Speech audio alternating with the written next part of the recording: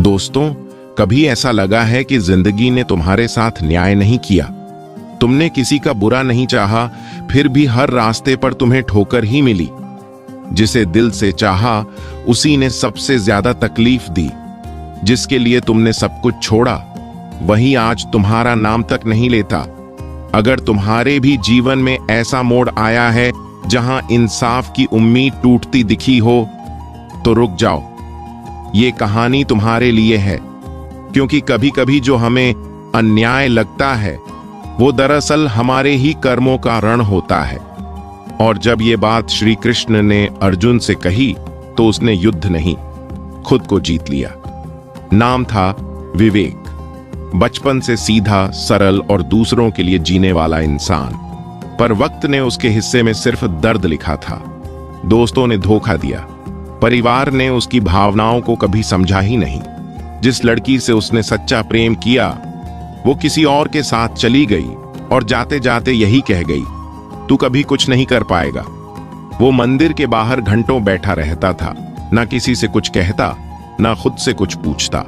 बस एक सवाल भीतर गूंजता था, मैंने क्या गलती की? कई बार तो उसे लगता ईश्वर भी खामोश है, जैसे उसके आंसुओं का भी कोई मोल नहीं। पर क्या सच में भगवान खामोश थे या विवेक सुन ही नहीं पा रहा था? एक दिन उसी मंदिर की सीढ़ियों पर विवेक उदास बैठा था, आंखें बंद थीं।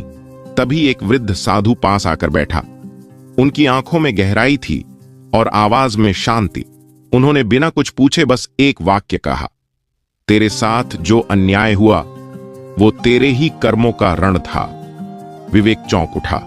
उसने गुस्से में कहा, क्या आपने मेरी कहानी सुनी है?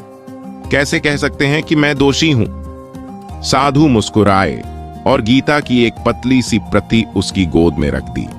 फिर बोले, अर्जुन भी यही कह रहा था जब उसने अपना धनुष नीचे गिरा दिया था। लेकिन श्री कृष्ण ने तब जो कहा वो हर आत्मा के लिए उत्तर है। कर्म किए जा, फल की चिंता मत कर। उस वाक्य ने विवेक के भीतर कुछ जगा दिया, जैसे कोई बंधा हुआ दरवाजा धीरे धीरे खुलने लगा हो। साधु ने कहना शुरू किया और जैसे हर शब्द विवेक के मन की गांठ खोलता गया, बेटा, जीवन में जो भी तू भुगत रहा है वो तेरा वर्तमान नहीं, तेरे अतीत का हिसाब है। जैसे बीज बोया गया हो बरसों पहले और अब उसका फल सामने आया हो। कर्म आरण है जिसे समझकर नहीं, सहकर चुकाना पड़ता है। तू पूछता है क्यों मेरे साथ? पर कृष्ण कहते हैं, जो तेरे भीतर है वही तेरे बाहर प्रकट होता है। मनुष्य अपने कर्मों से बंधा नहीं होता, वो अपने दृष्टिकोण से बंधता है। गीता में श्री कृष्ण कहते हैं, सुख दुख, लाभ हानि, विजय पराजय सबको समान समझ, क्योंकि जो स्थायी है वो आत्मा है। ना वो किसी से डरती है, ना किसी पर क्रोध करती है। तू रो रहा है क्योंकि तुझे दिखता है कि दूसरों ने तुझसे गलत किया, पर श्री कृष्ण कहते हैं, जैसा तू सोचता है वैसा तू बन जाता है। दूसरों को दोष देने से पहले अपने भीतर का रणभूमि देख, कहीं अर्जुन जैसा तू भी भ्रम में तो नहीं। विवेक सुनता रहा, हर शब्द जैसे एक मोक्ष की सीढ़ी हो। विवेक अब रोज उस साधु से मिलने लगा। धीरे धीरे उसमें कुछ बदलने लगा। अब वो शिकायत नहीं करता था, अब वो प्रश्न नहीं करता था। वो समझने लगा था कि हर चोट कोई सजा नहीं होती, कभी कभी वो आत्मा की परीक्षा होती है। उसने गीता पढ़ना शुरू किया। हर श्लोक में उसे खुद की परछाई दिखने लगी।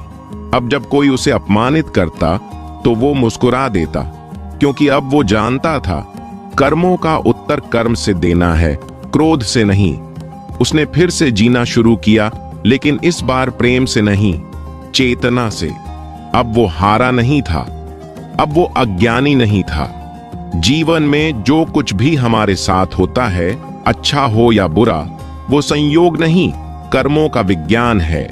श्री कृष्ण ने अर्जुन से कहा था, तू अपने धर्म पर स्थिर हो जा, क्योंकि जो अपने कर्म से डिगता है वो संसार की हर लड़ाई हार जाता है। तो अगर तुम्हें भी लगता है कि तुम्हारे साथ अन्याय हुआ है तो गीता को पढ़ो, क्योंकि कृष्ण कहते हैं, तेरे साथ जो अन्याय हुआ वो कर्म का ऋण था, लेकिन अब तू जो करेगा वो तेरा निर्माण करेगा। इस जीवन को युद्ध मत समझो, इसे आत्मा की यात्रा समझो और हर मोड़ पर श्री कृष्ण तुम्हारे साथ हैं। दोस्तों, यह वीडियो अगर पसंद आए हो तो लाइक करें और चैनल को सब्सक्राइब करें। कमेंट में लिखें जय श्री कृष्णा।